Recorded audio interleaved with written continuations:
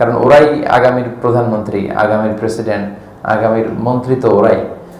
তো এই জন্য সম্মানিত সুধী, সম্মানিত ভাই এবং বোনেরা, আমি প্রথম যে মেসেজটা আপনাদের কাছে ড্রপ করতে চাই সেটা হচ্ছে আমরা যেন বাচ্চাদেরকে আল্লাহর ভয়টা শুরুতে শেখাই।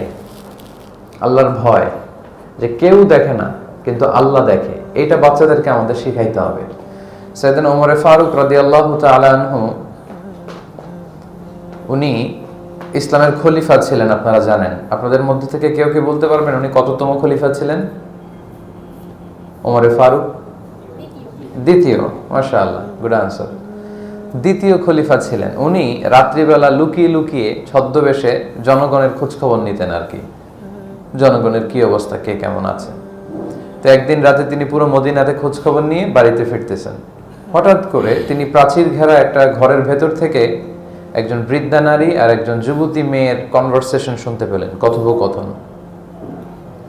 তো উনি শুনতে পেলেন যে উনি কাউকে দেখতে পাচ্ছেন না, যেহেতু প্রাচীর ঘেরা ঘর। উনি জাস্ট শুনতে পাচ্ছেন যে এক বৃদ্ধা মহিলার কণ্ঠ তিনি শুনলেন, যে যুবতী মেয়েটাকে তিনি বলছে যে, মা তাড়াতাড়ি ঘুম থেকে ওঠো, ওটের দুধ দহন করো আর ওটের দুধের সাথে পানি মিশাও, তাহলে মদিনার বাজারে খুব ভালো দামে বিক্রি করা যাবে। আমাদের দেশে তো এটা হয় না, দুধের সাথে পানি মেশায় না।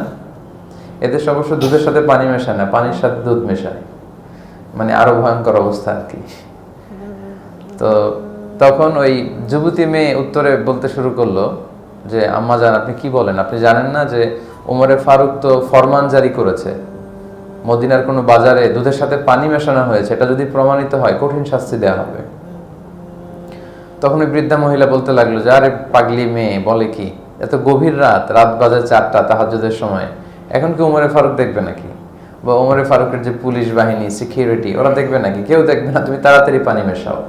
তো তখন যুবতী মেয়েটি একটি অসাধারণ উত্তর করেছিল, এটাই বলাই আমার উদ্দেশ্য এখন। মেয়েটি তখন বলেছিল, ইয়া উম্মি, মানে ও আমার মা, লাউলা রাআ উমর লা রাআ রাব্বু উমর। এর অর্থ